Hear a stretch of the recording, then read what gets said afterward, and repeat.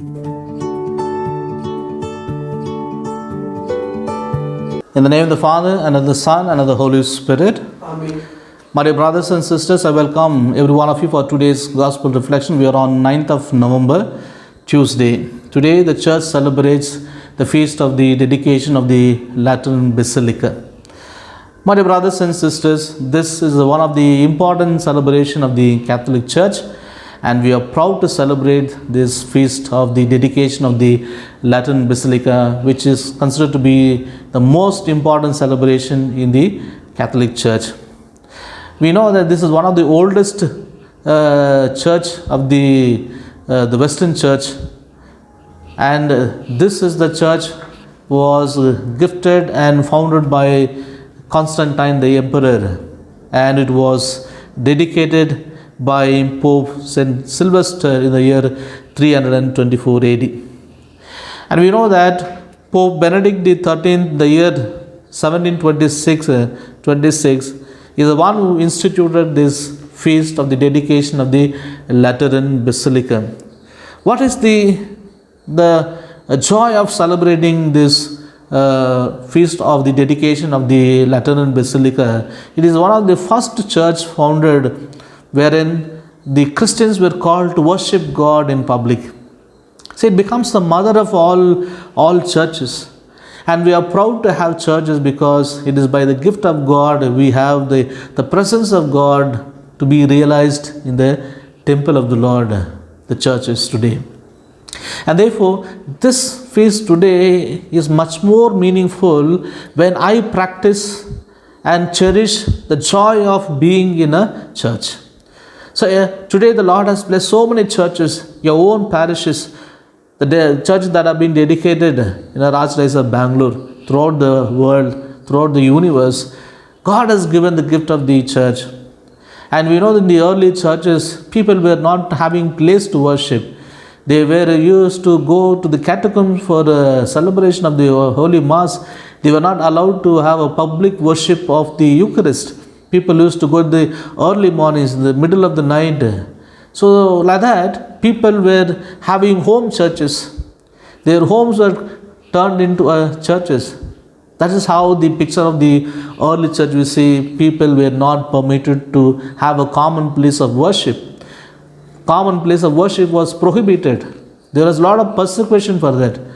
But we know in the year 324, after that, when Constantine the Emperor gave this beautiful church, after that it has become a statewide celebration of the faith. And therefore, what is the message that I take from this celebration of the dedication of the Lateran Church is that how I love my church, how I respect my church, how I value my church, how I treat my church, how I celebrate the joy of being in the presence of God, where the true and the real presence of Jesus in the Eucharist is being venerated, adored, and worshipped. And therefore, this is the greatest gift God has given us. We know that in the early times, in the book of the Old Testament, we see in the book of Exodus, God wanted to dwell amidst people.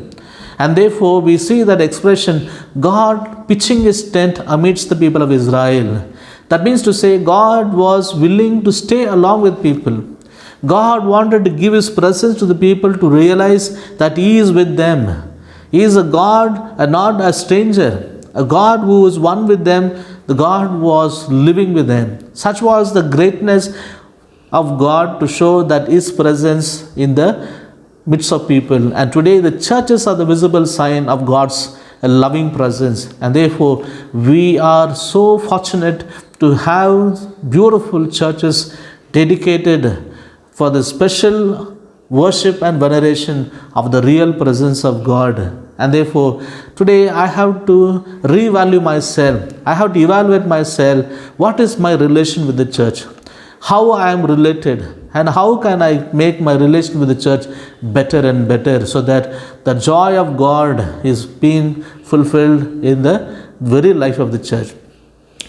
Today, my dear friends, we need to understand the vision of Prophet Ezekiel, wherein the temple of God, where you see the fresh water flowing from the temple of God. Such image what we see in the vision of prophet Ezekiel, it's a sign of hope and joy that God is giving in the church. So the churches are the visible sign of God's living presence, where the freshness of water shows that the living God present.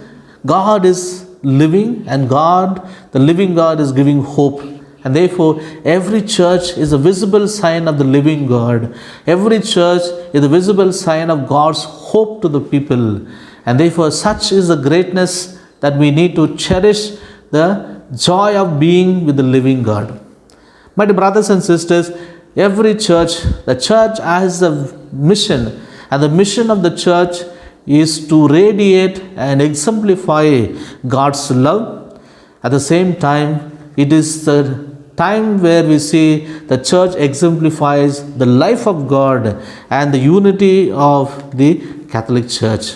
So, every church symbolizes the gift of God's life. We see the gift of God's love, and the third, we see the unity of the church. So, your own parishes, your own parish church is a visible sign of God's life, is a visible sign of God's love, and it is a visible sign of the unity of the church. And St. Paul very beautifully says in his letters that the mission of the church belongs to every one of us who are all baptized. The mission of the church belongs to every one of us who are all baptized. So I become an active member in the very life of the church. I become a very participating member of the church when I indulge myself and give myself in the very activity of the church. Therefore, my dear brothers and sisters, what we need to understand that being a member of the church by the sacrament of baptism, what we receive, everyone who are baptized becomes the living and an active member of the church. So it is a corporate body of the church where everyone belongs as an active agent of mission. So I am called to participate in the life-giving mission of the church. What is the life-giving mission of the church? It is to take the gospel of Jesus everywhere. It is to put it into practice, the message of Jesus, and the very act of salvation.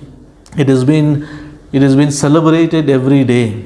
And therefore, all the sacramental celebration, all the spiritual worship, the church is the center of all of it.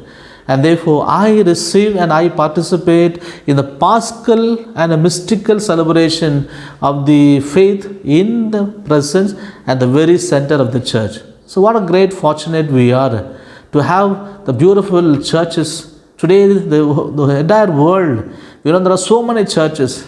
And every time when I enter the new church, I encounter the living God. I encounter the love of God. And I also show my oneness with the unity of the churches. And therefore, my dear brothers and sisters, we need to promise today that I dedicate myself for this growth of this church, the visible sign of God's presence, the mystical body of Christ.